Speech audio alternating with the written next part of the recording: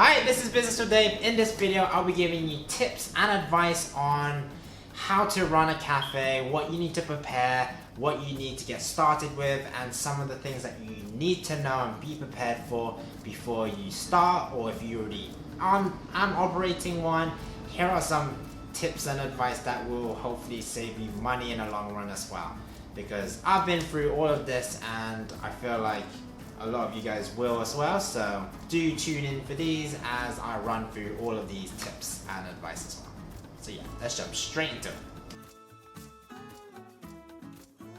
So the first tip is to plan out your food and drinks menu. What are you going to be serving to customers? What are customers going to come here to buy from you? Are they going to be sandwiches, soups, coffee, smoothie? You need something that is going to be making your business stand out from other businesses, and it's good to get that straightforward and written down so you know what you are there for and your business is serving. So the second tip is to decide on a concept or a theme for your cafe. You want to make sure you stand out. What are you going to be serving? Is it going to be a cat cafe, or is it going to be a Vietnamese deli shop, or is it going to be a builder's cafe, stuff like that? You want to make sure you lay it out. You know what you're selling, you know what you're going to be offering to customers, and what your business will look like, and potential color schemes as well, because it's so important to make sure you can stand out as a business and as a cafe from other cafes around you, and to make sure that you can be known for something that will hopefully bring customers back to you and your business.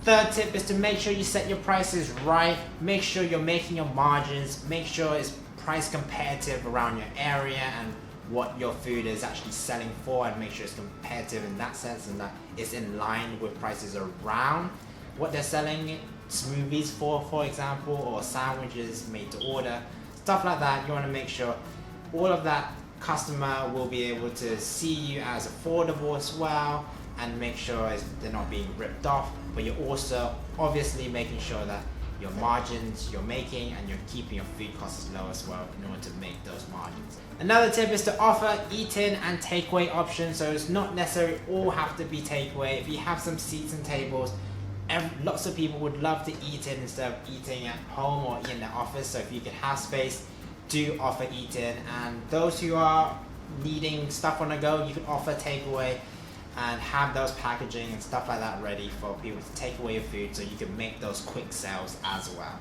If you could offer delivery, that would be also great, but do be wary of third-party delivery services that will charge you 30-35% for each commission and each sale, because ultimately you want to make sure that you can still be making a decent profit and make sure you're making margins. But if you're losing 30%, do be wary and about the positives and negatives as well, because if you could do it yourself, that would be great. You keep 100% of your margins, but if you want to go down that route, do feel free to go down that route. It just gives you another option for your customers to buy from you and for you to make those sales as well. So to identify your customers, so you want to make sure if you're in the particular location that you have the customers that will fit your profile, who you're selling your food to. Who are they going to appeal to? Do they live around? Do they work around? Will they buy what you're offering, or will you be priced too sensitive and that they might think you're overpriced or you're underpriced and that you're looking a bit cheap in what you're offering and it doesn't look as great and appealing to those type of people? Do consider all the positives and negatives and make sure you have sort of an ideal customer profile or a selection. And if you could appeal to as many people, i.e. gluten-free or vegans, that will obviously open up for your business for more customers and for you to cater to as many people as you can as well.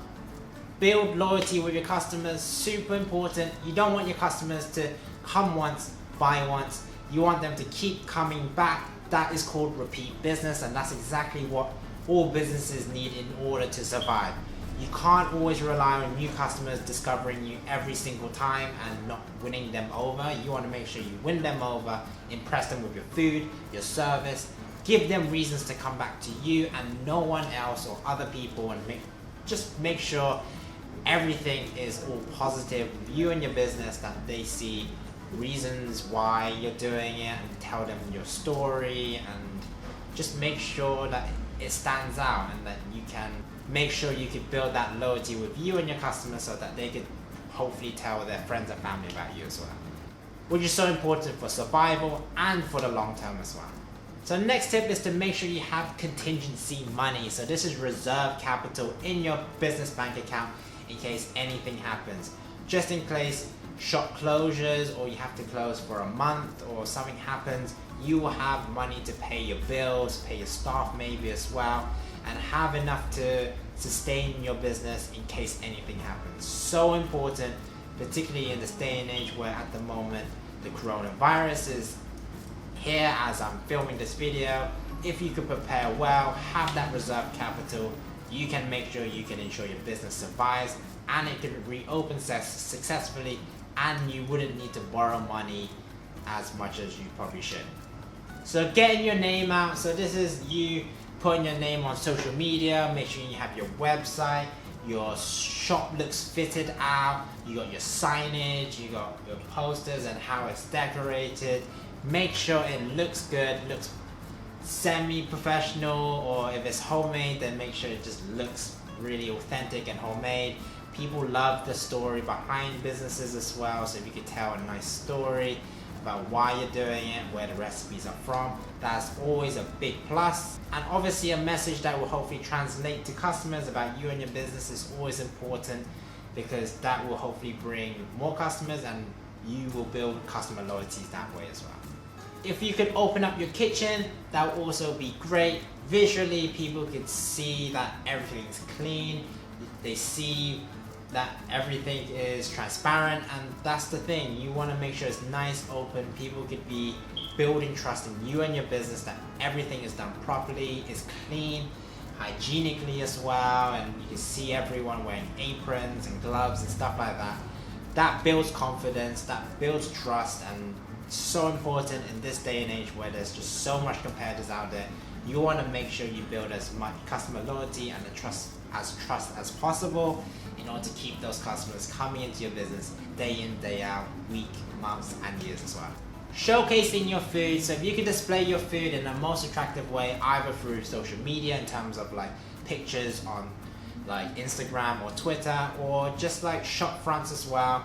You want to make sure you have a nice display, what customers are going to buy into and what they can expect from your food. That's always a good way in order to encourage people to see what they're actually buying before they actually buy it themselves.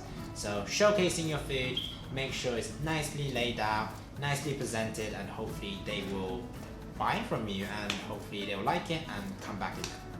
And quite a lot of people just buy with their eyes, so if it looks good, they're more likely to buy it as well. So another tip is to make sure you craft your menus to cater to all of the seasons. So you want to make sure if you're catering to winter, autumn, summer, spring, that you have stuff that will get people to buy from you. If you focus on 2 of the seasons and they're the peak seasons, it would be a massive struggle if you don't do well in your off-peak season. So if you could craft your menu that it could cater to all 4 seasons, then people will come all year round to buy something different and to buy from you, instead of maybe only coming during winter to buy coffees and summertime they don't have anything to buy. If you could focus on all seasons, then you're catering to as many people as possible as well, and it's a nice way to make sure that your business is sustainable throughout the years and months as well.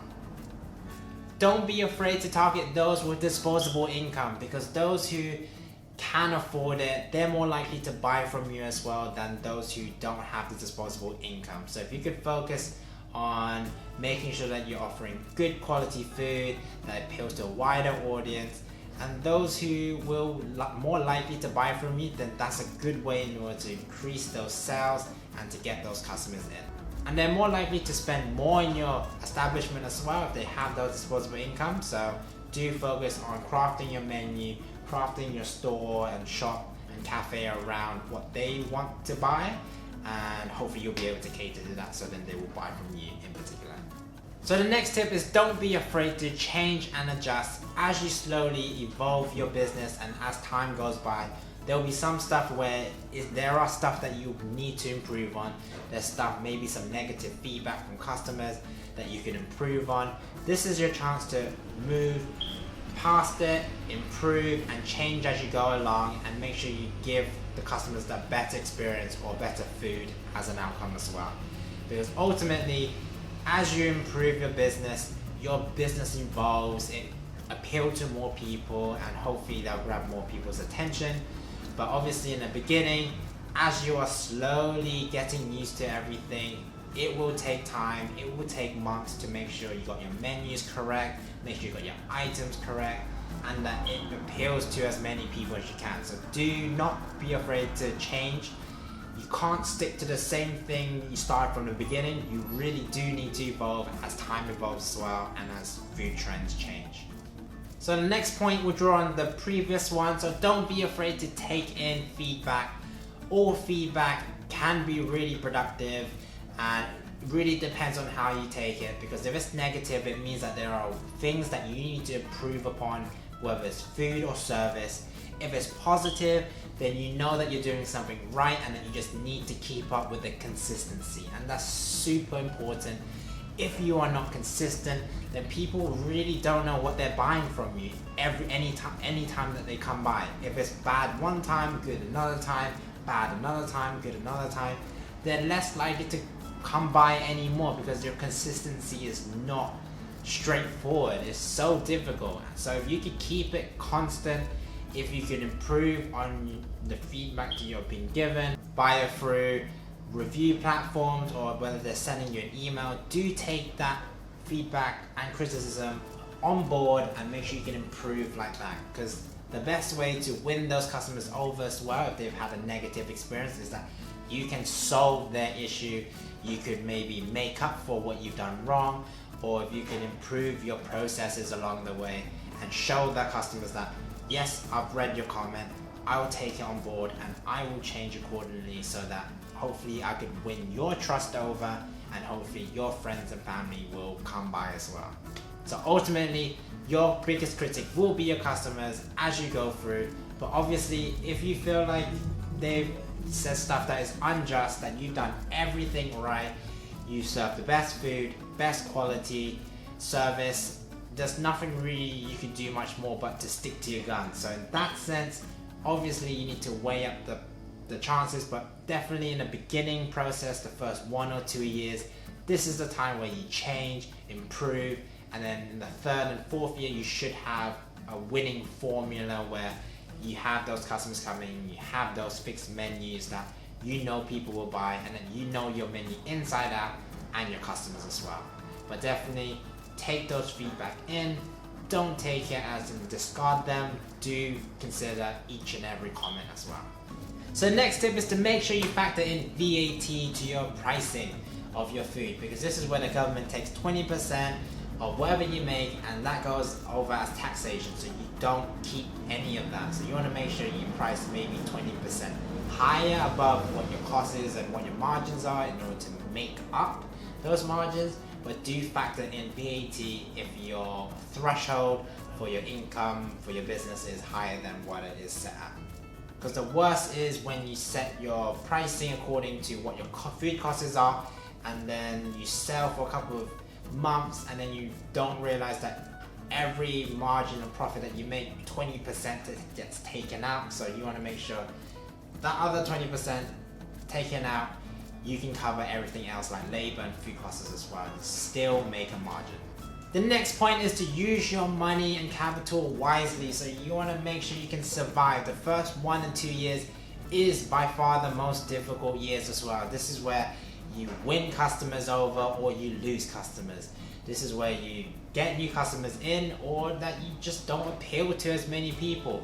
This is where your food tastes great and they come back, or the food doesn't taste great and they spread negative word of mouth about you. This is where you need to focus on making sure you have enough capital in order to do improvements, repair, maintenance, buy equipment, and maybe offer something new. This is where you need to make sure you have enough money to sustain your cafe or restaurant business, because this is where it will make or break. This is how you can survive or you have the potential to lose all your savings and investment as well. So super important, do not spend your money willy-nilly, spending on this and spending on that. Make sure you have a plan for it, make sure it is money well spent, because you'll never get that money back if anything happens, and that's the biggest concern for a lot of food business owners, because if they don't do anything right, or if there's something that they haven't anticipated like the weather or construction and stuff like that, then it can really affect sales and profits as well. So do make sure that you have contingencies for that.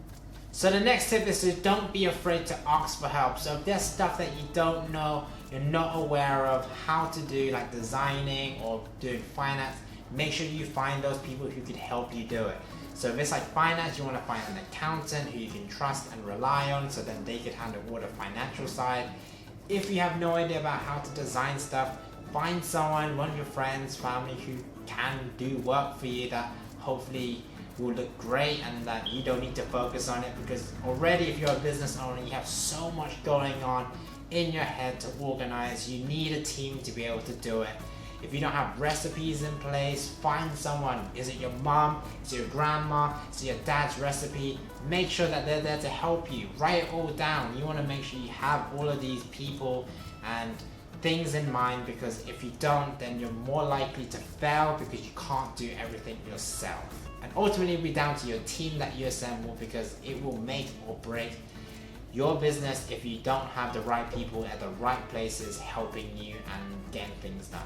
Obviously, it will cause delays. Obviously, you'll be wasting time. You won't be opening at the right time. You won't have the right number of staff. So much stuff can be going on. You could be losing customers at the same time. Worse things to be doing, because that will create a negative impression on customers, and that's exactly what you want to try and not do and avoid. So do consider all of these considerations. So the next tip is to have a website. So this is where you have your online shop front. This is where you showcase your menu, your contact details, your address, phone numbers and stuff like that, key information. You want to make sure you have an online presence in order to make sure you grab those people who are looking for something specific, or maybe in something in a particular area or type of cuisine that they're looking to look and buy from. Have your presence on the internet in order to grab those attention, and hopefully they could write some positive reviews about you and your business, and hopefully you can share that as well.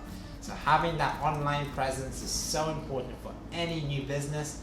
Show that you can focus on the key things that make you and your business different, and why they should come buy from you and not from anyone else. So my last and final tip is to focus on fresh and healthy food. Everyone loves eating fresh and healthy food. You can charge a slight premium for it. You can make custom made salads and wraps and sandwiches that will appeal to a lot of people. You can focus on coffee, smoothies and stuff like that, where people can buy every day if they want to. Not necessarily junk food where you may feel sickly, maybe you have it maybe once a week. You want to appeal to as many people, and if they can buy once or twice a week, then you're on to a winner, because this is the thing, people love the healthier lifestyle. They rather pay more and go to a place more frequently if it tastes good and it's good for them in terms of maybe lifestyle wise as well. So do create something that is nice, healthy, good quality, so people could buy from you and that they'll feel good about it if they buy from you. Because ultimately, what you are doing needs to please the customers in order for them to trust you and to be loyal to your business. So do focus on catering to their needs, and in that particular area, or if there's something that is missing that you can provide, do try to do that. Thanks for watching this video, guys. Hopefully you found this video useful. If you did, like this video and consider subscribing to the channel. If you found it useful, leave it in the comments below, and if you have any questions, again, leave in the comments below. I've been Business with Dave. I'll see you next video. See ya.